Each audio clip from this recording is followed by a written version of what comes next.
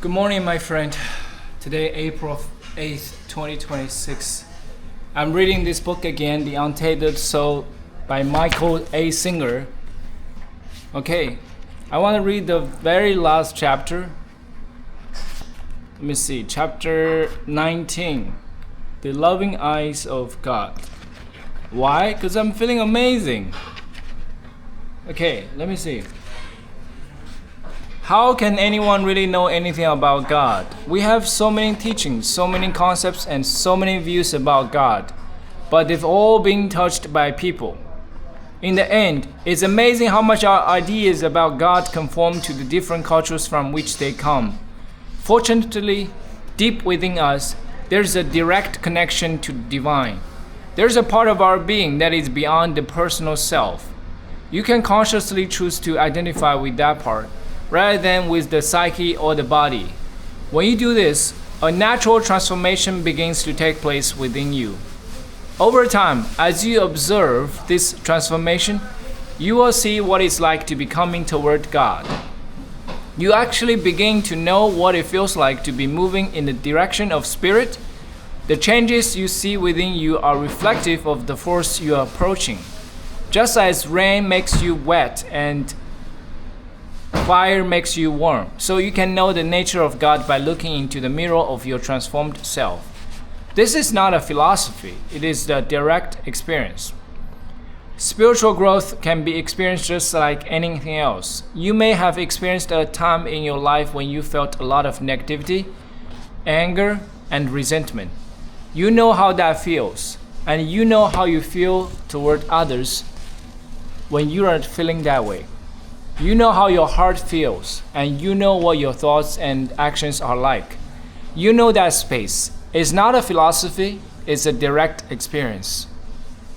If you grow past that part of you, over time you will actually drift away from the feelings of tension and anxiety.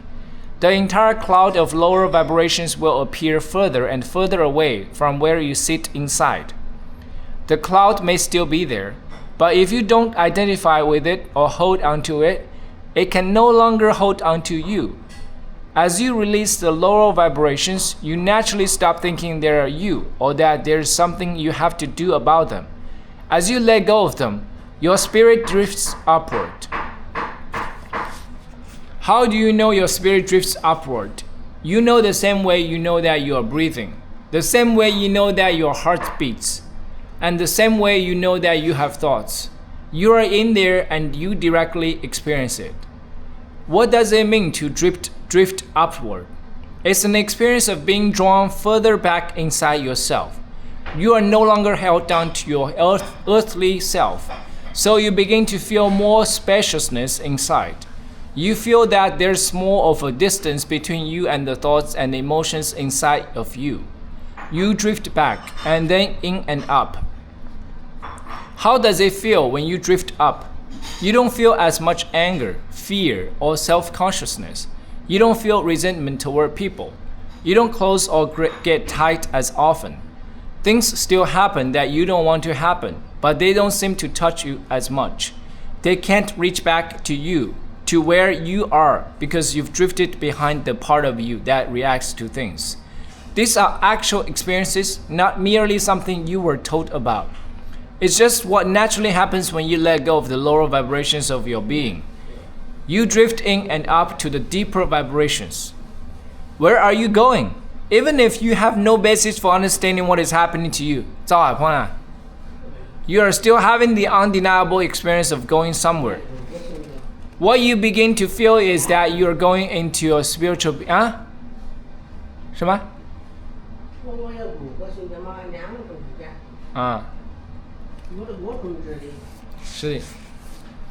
What you begin to feel is that you are going into your spiritual being. As you associate less with the physical and psychological parts of your being, you begin to identify more with the flow of pure energy. What does it feel like to identify more with spirit than with form? You used to walk around feeling anxiety and tension. Now you walk around feeling love. You just feel love for no reason. Your backdrop is love. Your backdrop is openness, beauty, and appreciation. You don't have to make yourself feel that way. That is how spirit feels. If you were asked how the body normally feels, you might say that it's generally uncomfortable about one thing or another. How about the psyche? If you are being totally honest, you'd probably say that it's generally full of complaints and fears. Well, how does spirit normally feel? The truth is, it always feels good. It always feels high. It always feels open and light. Because of this, you naturally begin to center more and more on the spiritual part of your being. You do this not by reaching for spirit, but by letting go of the rest. There really is no other way. The personal self cannot touch spirit. You must release the personal self. As you release it, you drift back. As you go further back, you get higher. You get higher in vibration and higher in the amount of love and lightness that you feel.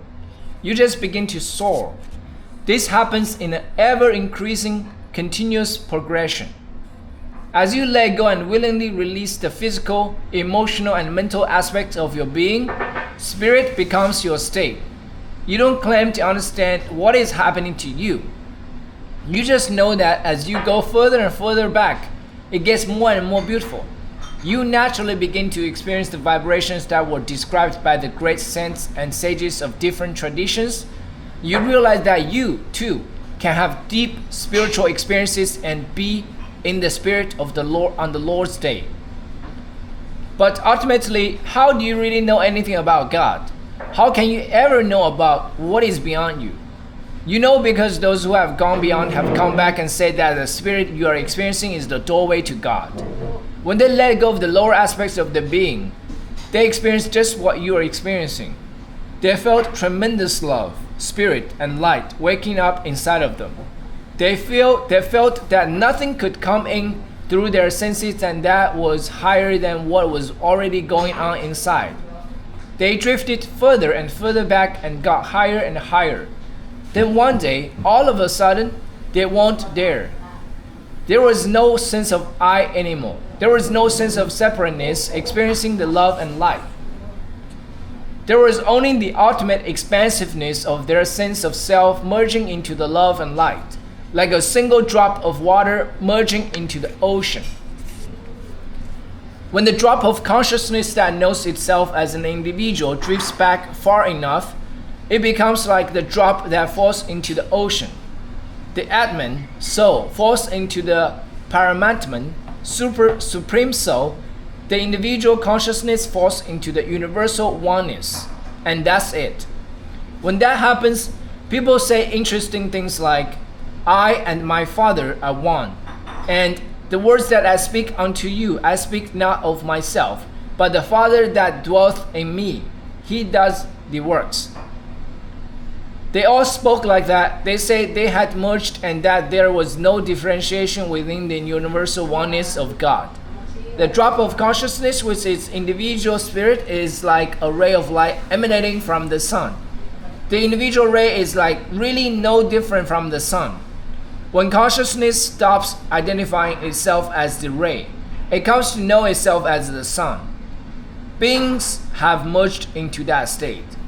In the mystical Gospel of John, Christ says that they all may be one, as though Father art in me and I in thee.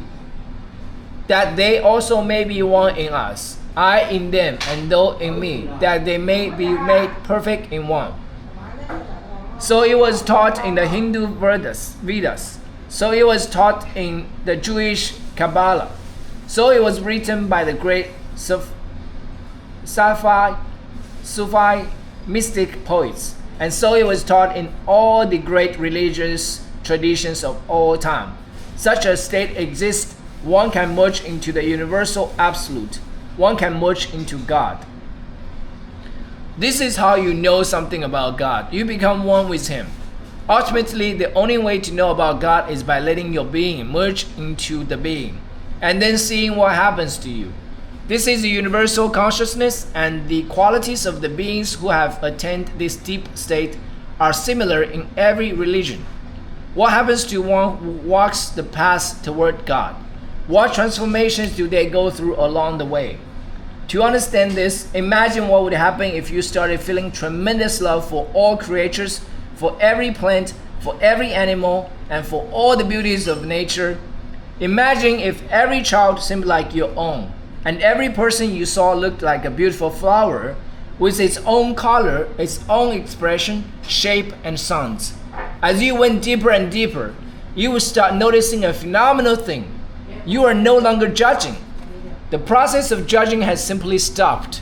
There is just appreciating and honoring. Where there used to be judging, there is now respecting, loving, and cherishing. To differentiate is to judge. To see, to experience, and to honor is to participate in life instead of standing back and judging it. When you walk through a beautiful botanical garden, you feel open and light. You feel love. You see beauty. You don't judge the shape and placement of every leaf. The leaves are of all sizes and shapes, and they face every which way. That's what makes them beautiful. What if you feel that way about people? What if they didn't all have to dress the same, believe the same, or behave the same? What if they were like the flowers, and however they happen to be seemed beautiful to you? Wow, my goodness. If that happened, you'd get a glimpse of God. That's the best way to know God. Okay, I don't have more time to read. Breakfast is ready, and I just feel so happy. You know, like reading this chapter, just, oh my God. This is like you read it. If you are still here, you definitely understand what I just read, right? What the author was trying to convey. Okay, thanks for reading with me. Bye-bye.